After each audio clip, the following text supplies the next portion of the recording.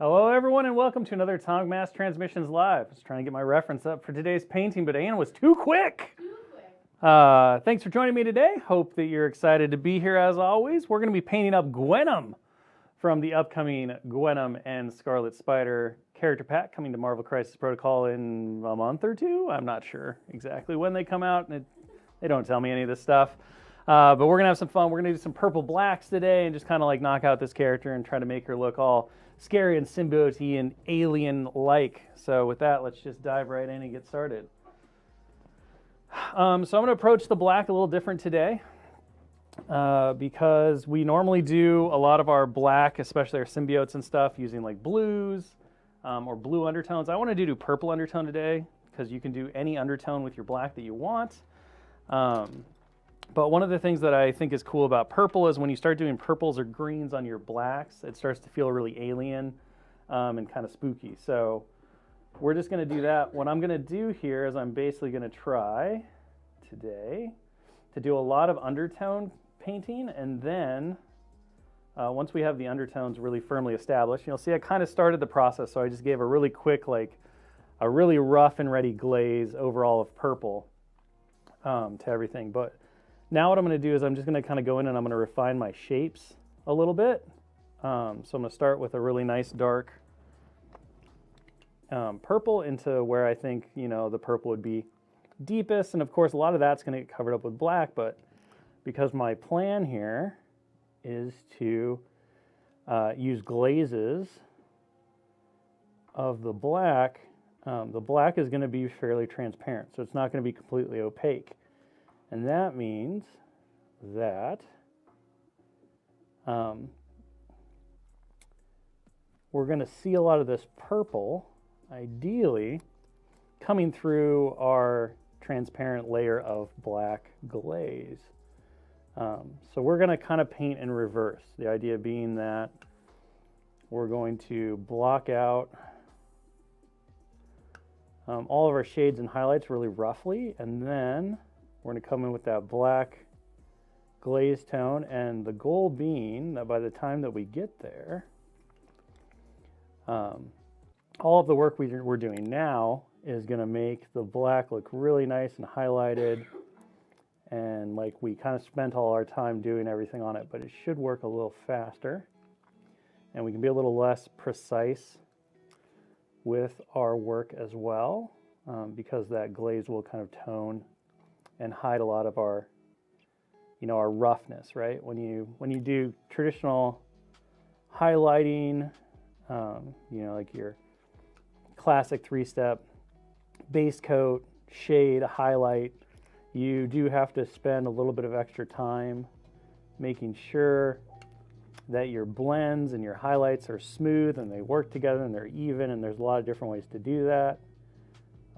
Which we've talked about, or Dallas is showing on stream and everything else.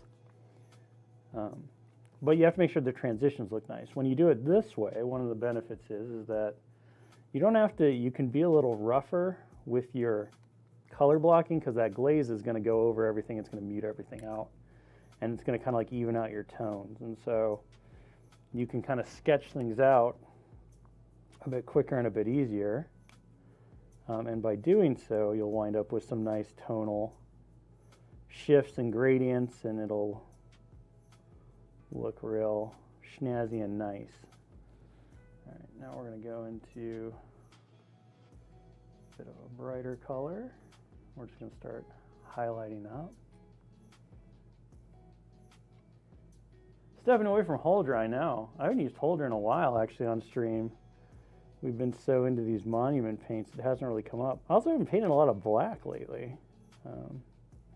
Dallas has done a little bit of it, but me not so much. So again, this stage, very rough. You're just kind of like blocking out.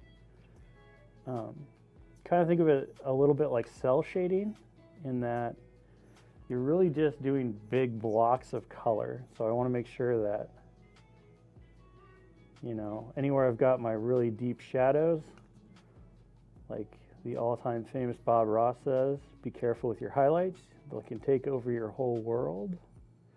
So you want to make sure that you still have all that darkness in there, that contrast. It's going to be really important. to making everything work at the end. But again, you know, we don't have to be perfectly precise with this. We're going to have plenty of opportunity to kind of mess with things and change things up and fix it if we want. We can always go back with our darker colors and control our glaze and everything like that. So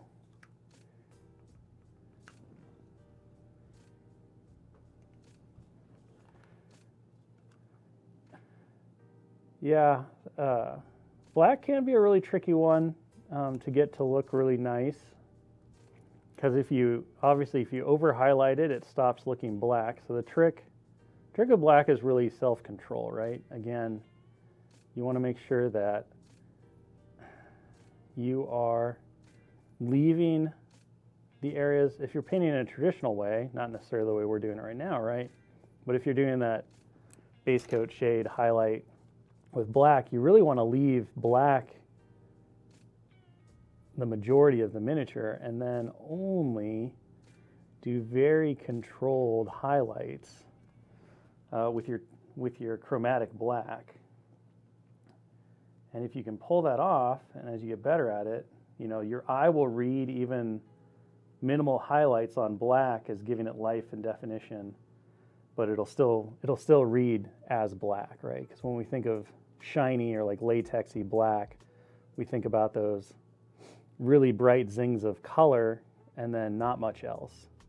And that's what gives the appearance of something being shiny to the eye, is those really careful uses, those little zings of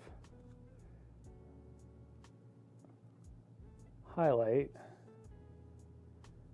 And our eyes are trained to read that, our brains are trained to read that as a reflection. And so it looks to us and to our common perceptions of reality like it's a shiny, reflective surface. And if you want something more muted, or something that's not necessarily going to read as like shiny, like latex or slick or wet or anything like that, you're going to come in and you have to do a bit more careful blending and layering of your colors, so that you maintain your deepest shadows, but you don't get those extremes, right? You don't go from flat or straight black to zing of highlight. Instead, you have a smoother transition as the light starts to reflect off of the material. And that makes painting things like, you know, black pants or black shirts, black cloth, that kind of stuff that's not necessarily reflective, a little bit more challenging and more time consuming. But you can still get very good at it and see great results fairly easily with a little bit of practice and patience, and just an understanding of, you know, black's highlight actually isn't white. You can do grays if you want for your blacks, but you're going to see far more success and more interesting and exciting final compositions if you use chromatic blacks like we're doing here. So again, look at your clothing, look at people's hair, look at how things actually translate on the light. What you'll find out is that the things that you think of as pure black are actually not pure black. For the most part, there's some kind of chromatic black, so they've either got green in them or blue. Blue's a really common one that you'll see the most. You know, a lot of the blacks that we think of, a lot of the black dyes we have now they have a blue in them, so as they fade out or as light hits them, they read as blue. But because the overall like shirt itself remains with that high contrast in those black areas, we still see it as black. But it's the inverse of white. You know, we talk about how when you're painting white, you want to think about how white is defined by its shadows. Well, on the opposite end of that, black is defined by its highlights. So if you want to paint either of those colors well, you don't focus on the bulk of the color that you think of. You don't focus on white, you don't focus on black. Instead, you focus on whatever the chromatic color is you're going to use for their highlight or their shadow.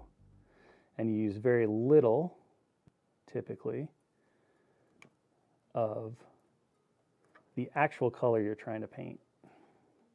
And that's true for yellows too. If you were around when we did Electro last week, we talked a lot about same ideas and similar issues and stuff with approaching how to successfully paint yellows and lighter colors that don't have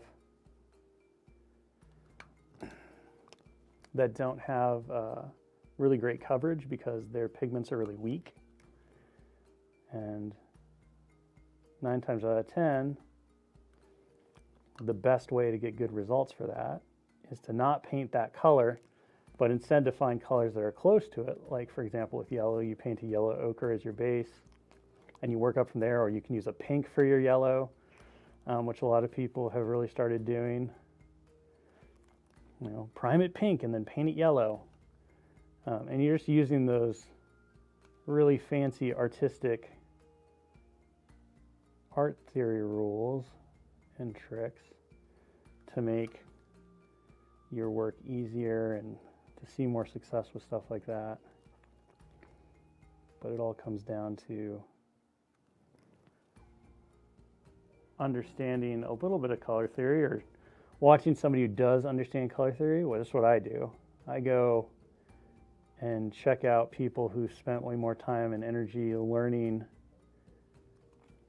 how to maximize color theory to their advantage, and then they break it down in very simple terms by being like, well, if you paint with this color over this color, if you do this with this, you know, it makes everything easier. And I don't care about the why, I just care about the easy part. So, and as you internalize some of that stuff, even if you don't understand the reasons behind it, you can still apply it, and you'll begin to really start to understand it for your own work.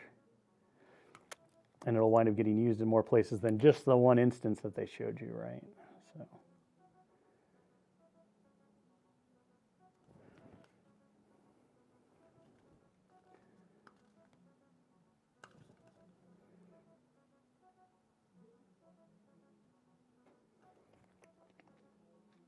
Boop.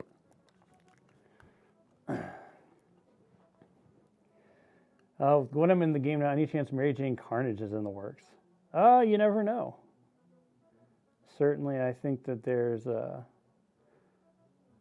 sculpting team put a little hint to that whole rivalry as an option here. You'll see that this Mary Jane, or this Gwenom, does not have a nod to Mary Jane Carnage because we left off the guitar as a completely optional piece. I just decided to not put it in here for painting today, but you can obviously add it if you'd like.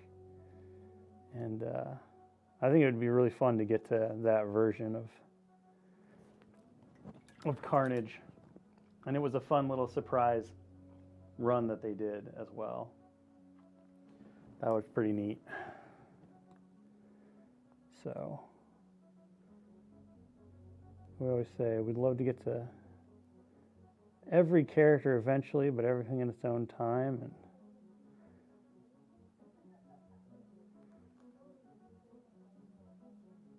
all of that. Okay, I think I'm pretty happy with this purple. I might zing it up just a little bit more because that black is really going to bring it down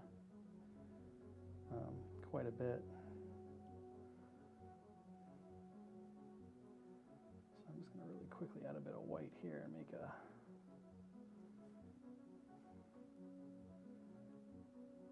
little bit of a very bright lavender.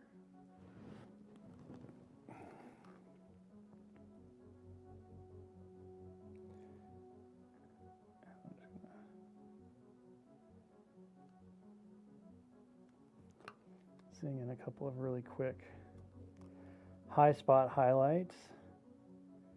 And then once the glaze is all done, we can always come back through and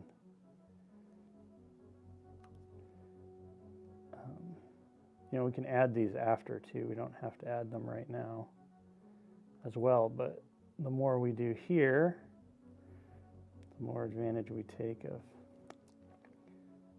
kind of the work we're doing now. Ideally, the less fiddling around we'll have to do later. But we'll just play it by ear.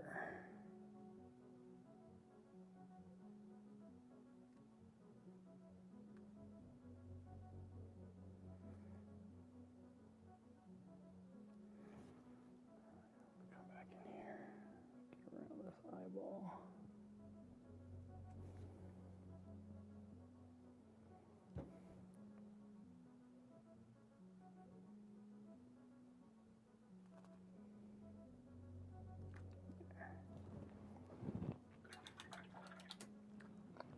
So in the comics, obviously Gwen comes from a different universe, and in that universe, the symbiote is not an alien. It's actually created in, I think it's Alchemax, but it's a created symbiote. So it has similar but different properties to the one from the 616 universe. And it does affect her powers and everything a little differently. And so she does have spider senses because, I mean, to be fair, even when Parker had the symbiote suit on, because he had spider senses, the suit just enhanced all his abilities. So he would, if we ever did or we're looking at a symbiote Spider-Man, I would be surprised if he didn't wind up with some version of spider sense. But the symbiote that Gwenom wears is actually quite different, origin-wise and a little bit power set-wise, from the symbiote that we think of from the 616 universe and Brock and stuff. It's not from the symbiote homeworld, and I don't think that, although they never really cover this, I doubt that Null would have much control over it, even as the god of symbiotes, because it's not a alien organism.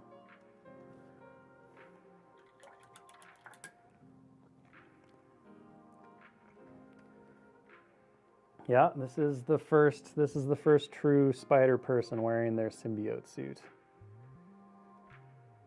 Somehow, that's just how it all kind of fell in.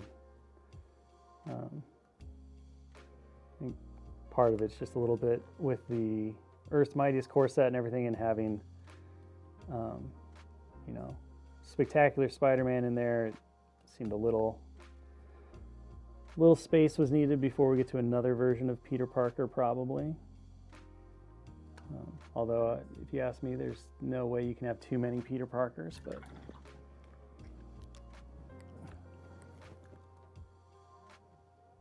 Okay. All right, pretty happy with this. Now, I'll take some black. Actually, I'll use that. I think the tongue and the way that it, like the Venom head is her hood and all, there's a lot of really, really cool design choices that the creative team that designed this character made, and it's really striking. And it was a very fun miniature to kind of talk about and concept and figure out how we were going to approach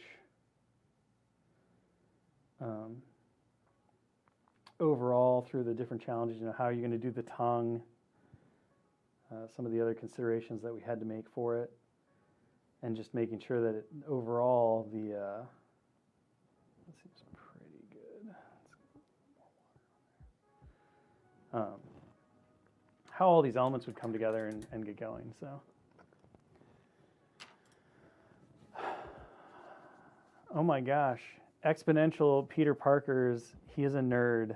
That's bullying. Did you know this, Ann? Calling Peter Parker a nerd is bullying. I'm turning this on for a second.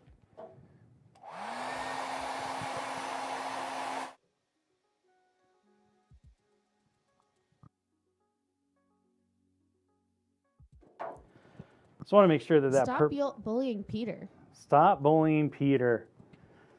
All right. So I just want to make sure that my paints were really good and dry, because I'm going to get in there with some very thinned out wet glaze. And we're just going to start applying this.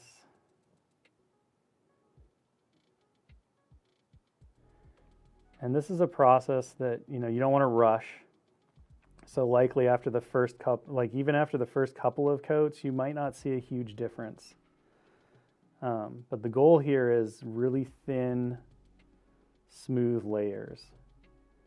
And that's what's going to slowly build up that color transition and make those highlights that we just spent the last few minutes working on still show through and really pop.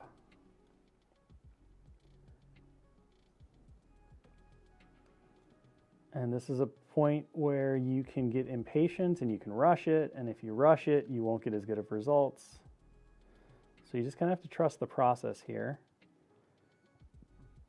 And oftentimes, it's either really important to have a blow dryer so you can speed up the drying process, or you can work on a couple of different miniatures at once. And then, obviously as you're waiting for your glaze layer to dry, you can move on and get to somebody else for painting. But this is more of a tortoise than anything else. It's the tortoise, not the hare.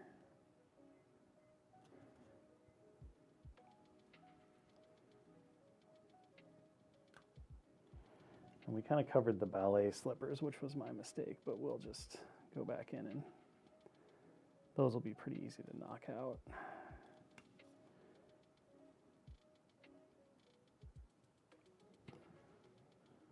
So we're not going to freak too much about it.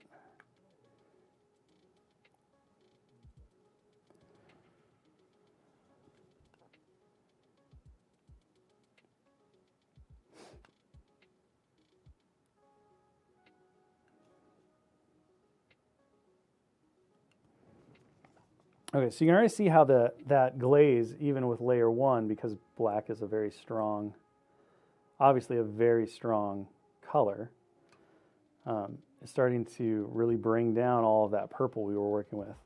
But we're still seeing those highlights that we worked so hard to create.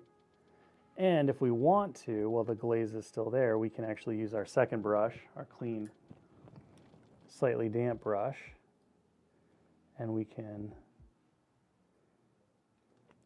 push that glaze in spots that we want, or pull it away from places that we don't, and really accentuate the overall effects. But you do want to be careful, because as that glaze dries, if you've ever worked with washes and stuff, you know that if you kind of hit a mid dry wash, it'll kind of ruin it. So again, we're going back to our hair dryer. There's going to be a lot of hair drying today.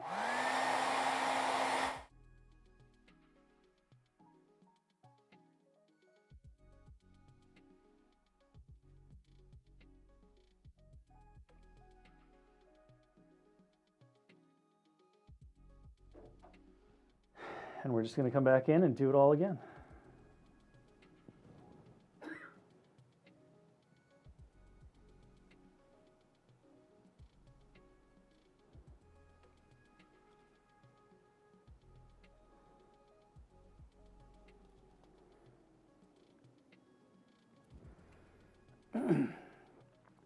Let's see. Panel play article adds some whenever the article conflicts with the card is 99% of the time the correct one. So I know there was a little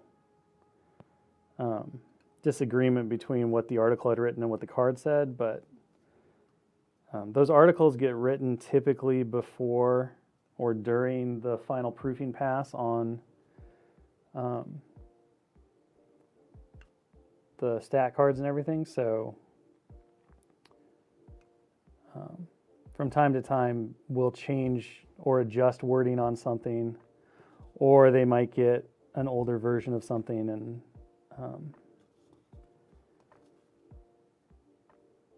so you can typically just trust the card first, and you'll be good to go. So this is really interesting watching this process, because so often, when you start painting, it's always like build from darkest to lightest, right? So lately, both you and Dallas have been starting with like kind of local color, and then building up, and then building back down, and it's breaking my brain a little. I'm happy about it. I like to try new things, but yeah. Yeah, there's a lot of different ways to approach, obviously, how you apply color and how you do stuff, and blocking out those initial colors and then kind of coming back and going into stuff. See, now what I'm going to do is, like, we're getting pretty close to the dark that I want here, so I'm just going to come back in with some of my colors, and I'm going to reestablish a little bit of my higher zones that I want. But it's the same idea on if you want to paint a really good, if you want to paint a really vibrant orange can be a hard color to work with. Sure. So you can do a similar technique where you start with yellow, basically,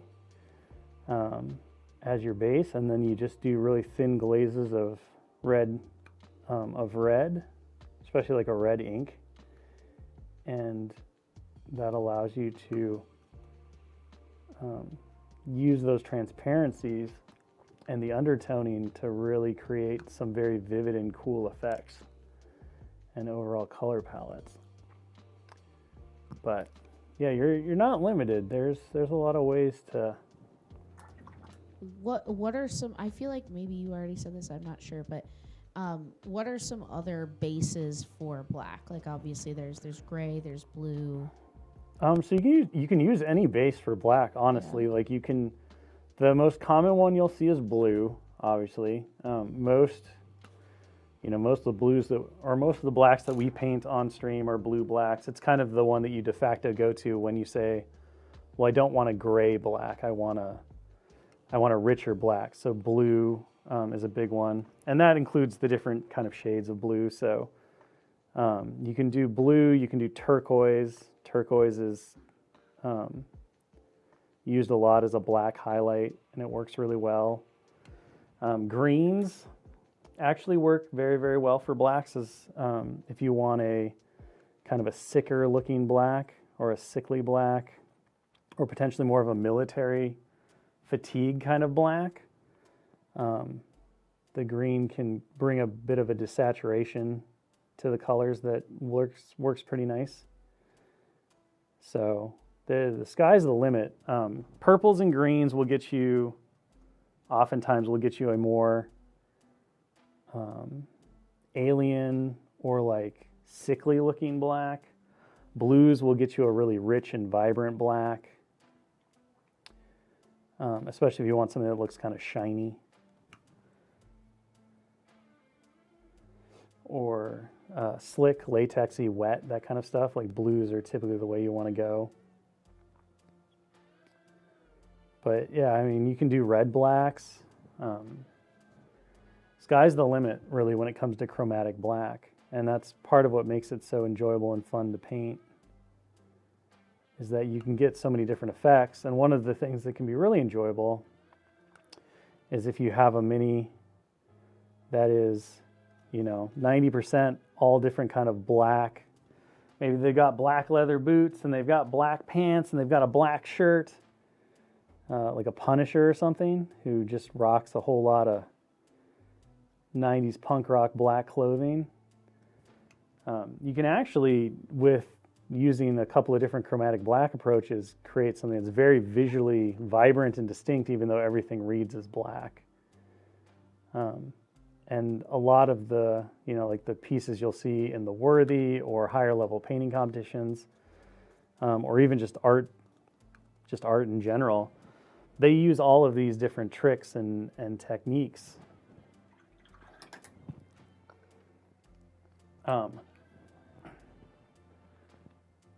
They use all of those different techniques and tricks to create kind of final results that are interesting to the eye, but yet still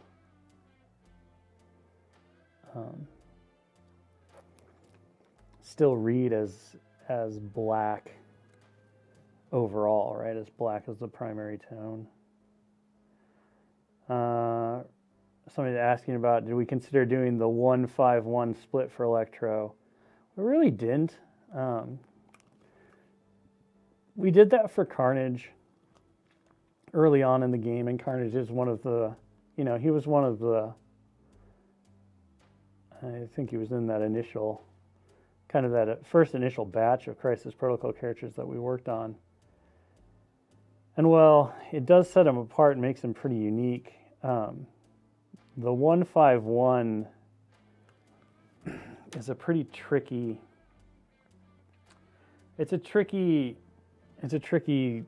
stat line to balance because, on the one hand, your 5 stat is basically unassailable, especially depending on kind of your overall stats and abilities. Funny story. Crossbones initially had a 5 in that very first iteration of Crossbones. At the start of development, we played around with him at a 5 physical defense, and that combined with a nerd to pain and everything was far too much.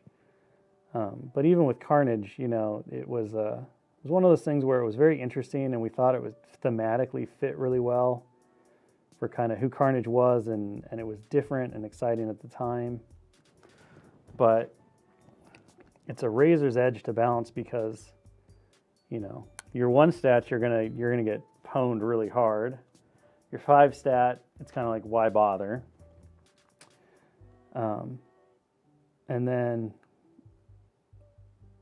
even with those kind of things in place, you have to think about, okay, well, the character probably needs some healing abilities or something because they're going to take damage really fast.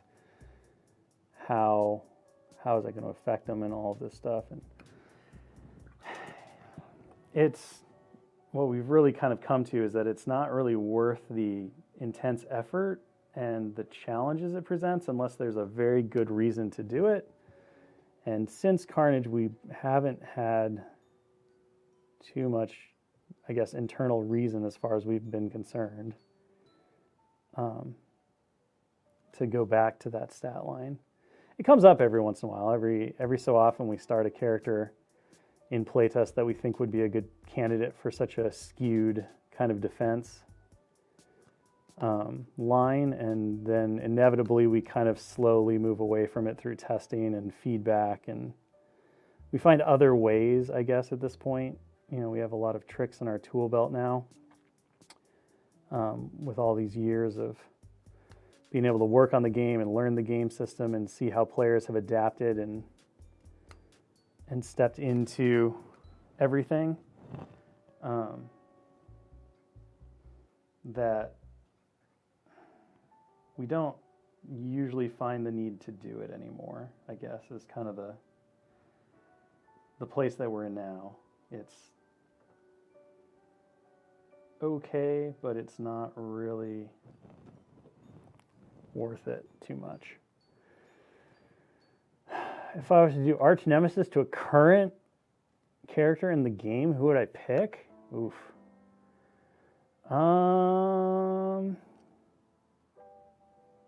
That's a great question.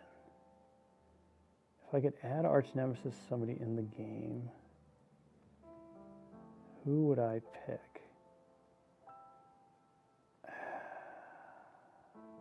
I think I'd have to add arch nemesis to Sabretooth for obviously Wolverine Logan, for Mr. Logan Howlett. I think if there was ever a rivalry that I feel like deserves that,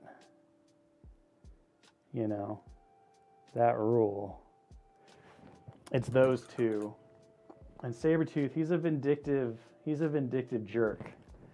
Between the happy birthdays that he's given Logan and everything else, I think that would be my pick.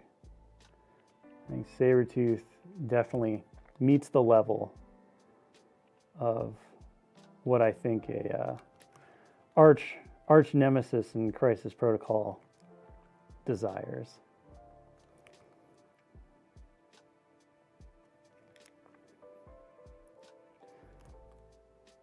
So I just kind of want to get that little bit of shine to the symbiote suit. So all I'm doing is I'm just going through and I'm adding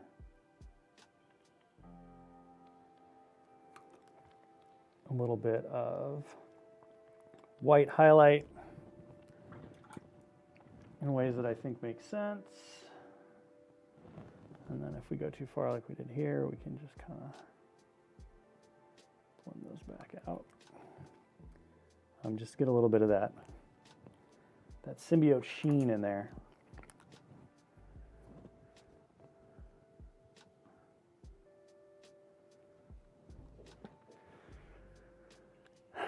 Does the Gwenom and Scarlet Swearbox have a way to play the same alter ego together? No, it does not. It does, however, have a very fun team tactic card that does play off the fact that there are so many characters with matching alter egos, and how that often leads to quite the conflict in the Marvel Universe, specifically through a Clone Saga lens, which I thought was very fun. I think that was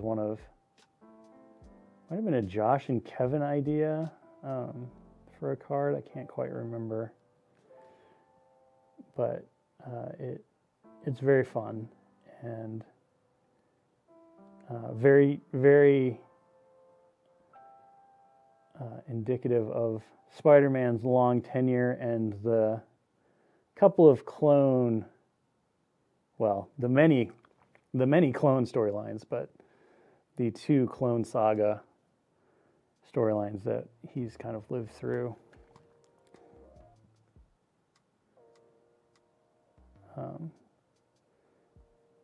But even though there are a lot of Peter Parkers and there's the whole Spider-Verse and everything, I think when you talk about Peter Parkers from different universes, you're still talking about 2 very different Peter Parkers. And so there are ways with the alter ego system that we know how we would handle that.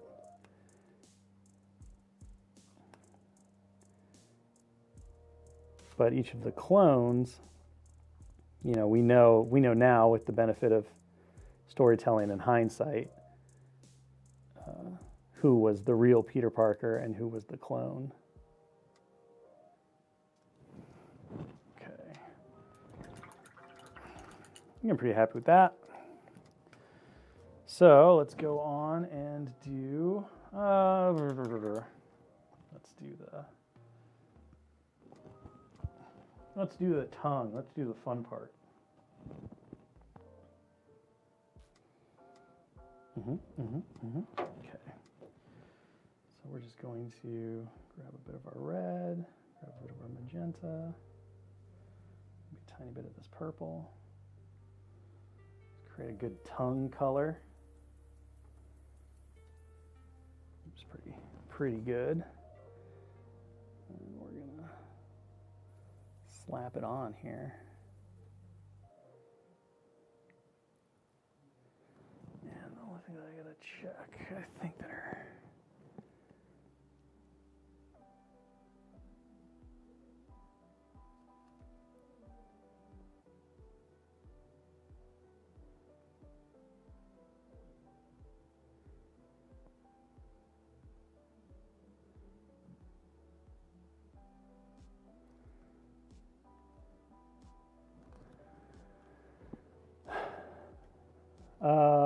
with the new characters position on the 24 timeline roster. So the vast majority of those characters are already accounted for in the 2024 timeline roster. If you're talking about the characters that were just revealed, but they don't have upcoming dates, because I'm 99% sure that all of these characters that were shown off at Mini-Strap last year are on the dock. There will be an update to the roster to account for whichever new releases are part of the 2024 timeline event. So yeah, so that that document is a living document for the year that does get updated.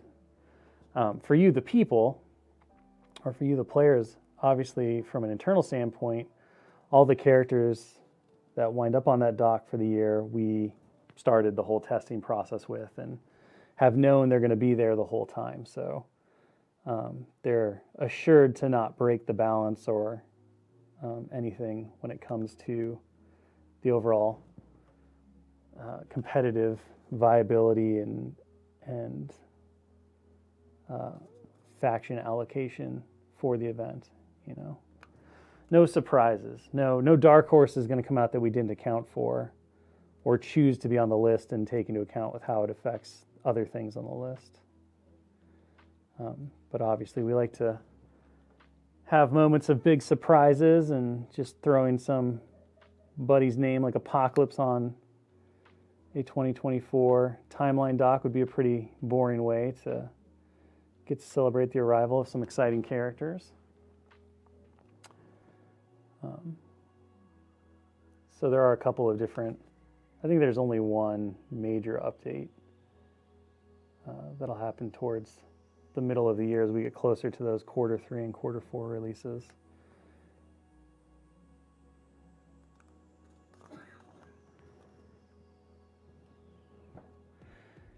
Oh, if we would tackle a superior Spider-Man, would he be Otto or Peter Parker? I think he'd have to be both. I think that would be a very unique one. So if we're talking about like Otto Octavius in the body of Peter Parker, not the clone body of Peter Parker that happened later after he was the living brain and all, I think I'd probably give it both. We don't do it with the symbiote because the symbiote, you know, like folks have pointed out, right? Well, Venom isn't part of Venom's alter ego, but we don't do that primarily because, you know, things like Venomized exist, and we knew that having a team of all symbiotes would be something that would be cool, and it just didn't feel worth the space to write a rule that forbade something that we knew eventually we wanted to have happen anyway. So instead of doing it that way, we just decided to, from the start, not really worry about the symbiote as its own unique entity and chalk it up to the fact that, you know, the symbiote gets around and in various arcs, sometimes it splits itself up and multiple people can be Venom for a little bit and blah, blah, blah. So that was the way we decided to go with that approach.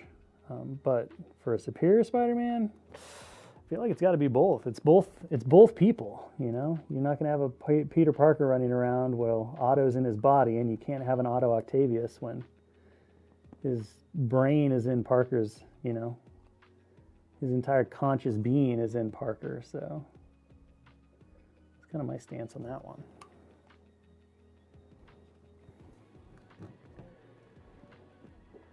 Does the new Spider-Foes box have a tactic card specific to the Spider-Foes affiliation? I think it has like 2 or 3. 2? I'm going to say 2. I'm going to say 2. I know it has at least 1, but I feel like there's 2 in there. So yeah, there's a couple of new affiliation-specific cards as well as cards for the characters and a couple of team-up cards in there that we've talked about as well. I want to say that box comes with like 6 tactic cards total. It's somewhere on there, but it for sure brings some new options to your team tactic card hand. Okay, I don't know what these little swoopies are coming off of her, but we're going to assume that they're not. We're going to assume that they're not tongue. Okay, we did that right. Great. So let's go in and grab some white. And just get this tongue color highlighted up.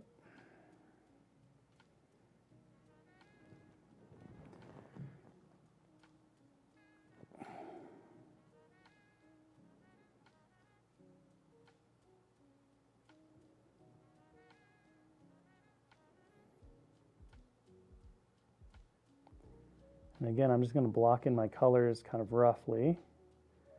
Get some good tongue texture in there. And then we're going to run over the whole thing. Don't say tongue texture. It's Tongue gross. texture. Your tongue has texture. It's bumpy and like Ugh. muscly and all that stuff. Just how it is, Anne. Just accept your tongue for what it is. I got nothing, man. I wish I had a clever retort, but You don't need a retort. You just need to accept your tongue. be okay with your tongue. That's all. All right. Where would you be without your tongue? You won't be able to talk as well. You won't be able to taste things.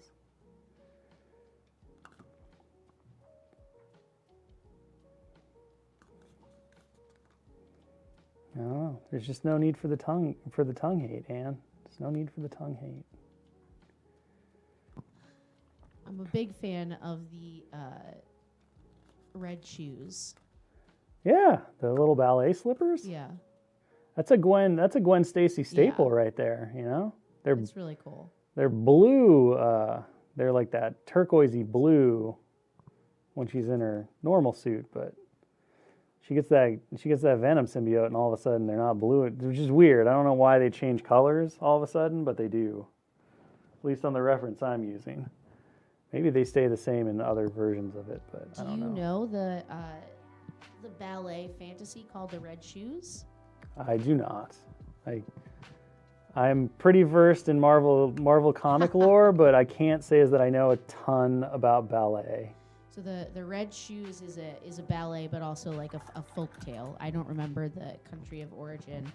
About I believe she's a dancer who buys these beautiful red shoes, and they are a blessing and a curse because they turn her into the most amazing dancer in the world, but she literally can't stop dancing. Okay. So there's kind of a nice like parallel, I suppose, in terms of like the darkness of the symbiote and what that represents and what it means to be wearing red ballet slippers. It's kind of a nod to the red shoes. It might be. Yeah. In fact, you probably identified something that I would never have picked up on because I don't know the red shoes. But see, we're just connecting here. The Venn diagram. Learn stuff of every Marvel day. I tell you. knowledge and theater degree is crossing over. I don't want fluorescent purple. I want purple, transparent purple. Give me the transparent purple, which I feel like I had earlier, and now it's gone. So, all right, we'll take blue. That's fine. Just have to be very careful with this blue because it will take over the whole world. If there was ever a bully that Twitch chat needed to monitor, it's blue as a pigment. Just a monster.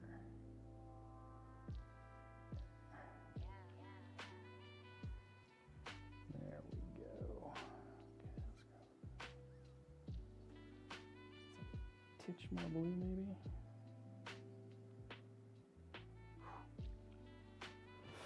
All right.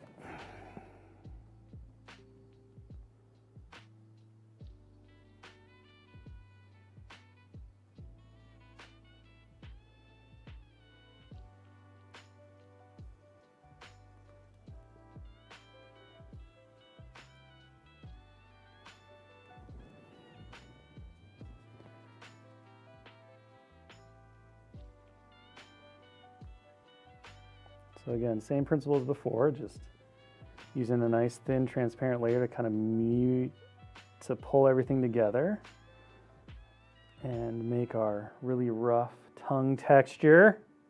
That's right, Anne. Look less like rough brush strokes and more like a bit of a natural texture. This is definitely one of those streams where it shows you how much you can do in an hour. Because sometimes we don't get as far, or we focus on one thing, right? But we're going to get close. We're going to get close on finishing her. I don't think we're going to quite get through all the whites, but we're going to at least block them out with our you have light 7 gray minutes. here. Oh, we can. Go. Well, at the very least, we can block this stuff out. So we got to get the little teethies from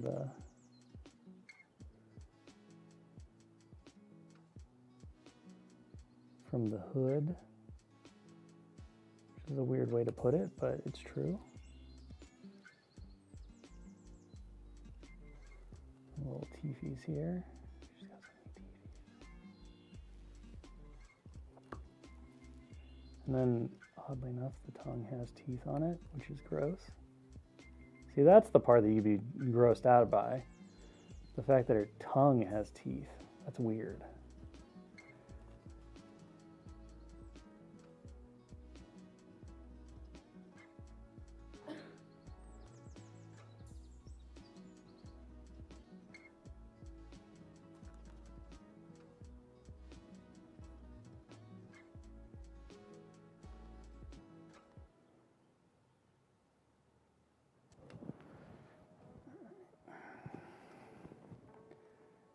I guess we'll just say that these little like swoopy swoops are like web, I guess. That's what I'm gonna say they are. So we're in the same colors here.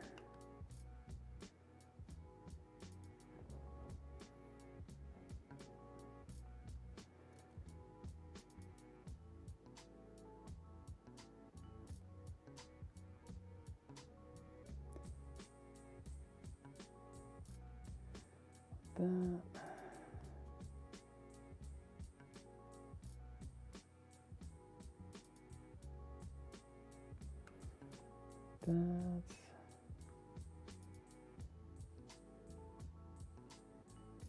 That's punk rock spikes going on.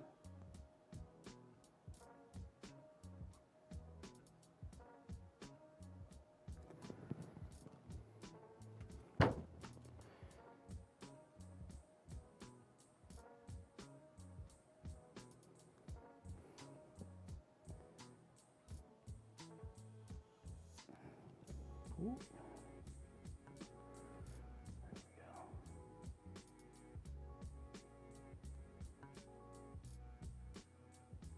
Whoa. Brush got away from me.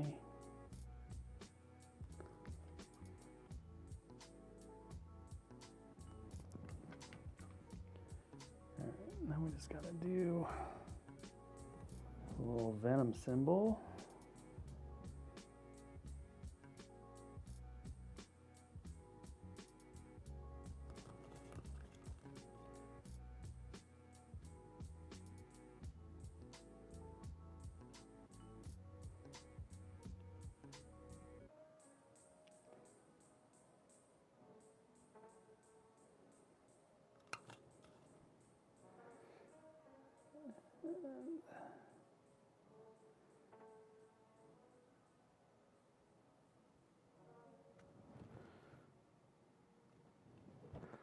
What was the rules goal for Gwenom when she was created?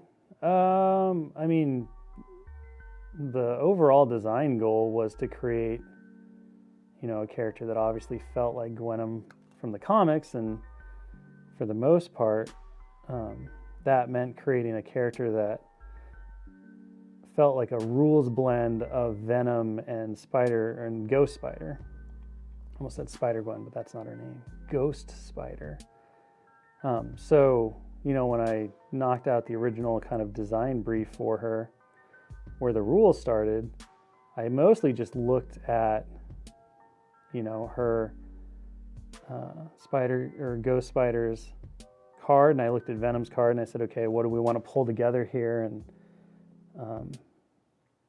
how can we combine things in some fun ways? And then that wound up with a kind of a mishmash between We Are Venom and Maximum Carnage to create a Maximum Gwenom. Big Attack that did some stuff from both. It was evoking that idea that Gwen with the symbiote, just like all spider people with the symbiote, it amplifies and increases her powers, but she also has this darker, more dangerous side.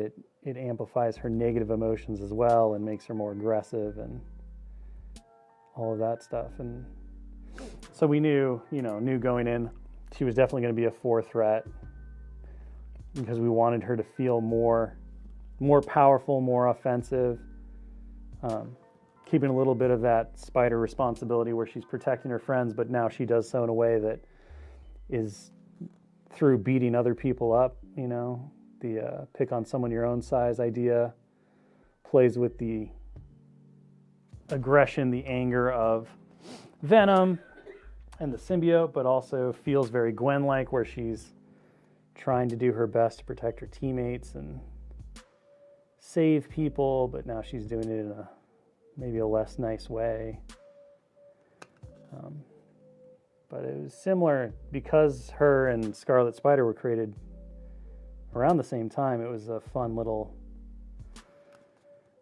design experience of saying, okay, we get to take all of these things that we've seen before from these different characters, and we have to combine them to create characters that feel like versions or clones, in Ben Reilly's case, of a character that we've seen before once, twice, 3 times a lady when it came to Peter Parker, but still offers something unique and compelling and interesting for the game and environment. So that was a very fun and unique kind of challenge.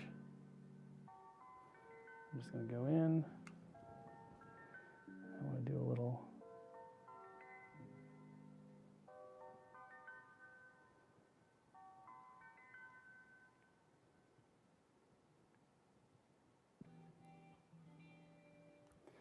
Just want to mess a little bit with Well, Schick, this.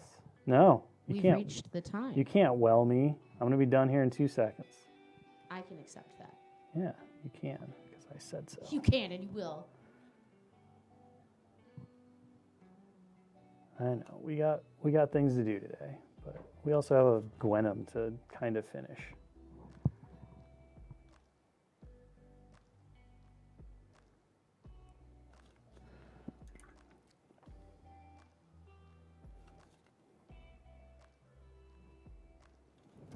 All right, there. We'll call her.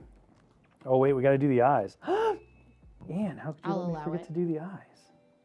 I mean, it's your fault. I just wanted to see if you were a real fan. It's your fault. Fan enough to realize the eyes hadn't been painted. They haven't been painted, Anne. Panic. Panic is the worst.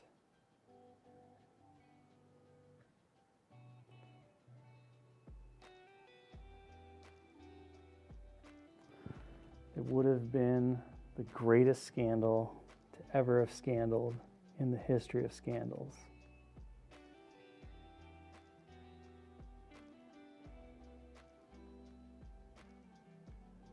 We would have called Gwen Stacy done with unpainted eyes. If you're not careful, that'll get you expelled from like an Adepticon tournament.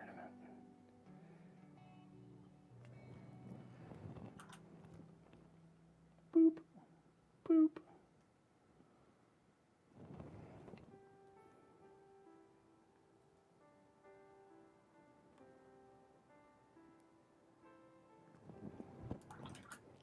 Okay, now we're done. There, eyes done. Noise. All right, thank you so much for joining me today. Hope you had fun. Hope you learned something. Hope you're inspired to paint your own Gwenom or Scarlet Spider, or whoever else you have on your painting table or coming up on your painting table. Be sure to tune in tomorrow, 1 p.m. Pacific. Dallas Kemp, our creative director, is going to be back. He's going to be doing something Star Warsy, maybe? Maybe. I don't know. Oh, gosh, I can't remember that. I got to It's think. surprise to Ann all. doesn't remember either, but he's Yeah. going to be doing something cool, so you should join him for that. And then I'll see you again next week, Tuesday, 1 p.m. Pacific. As always, till next time, I've been Will. You've been great. We'll see you on the next one. Goodbye.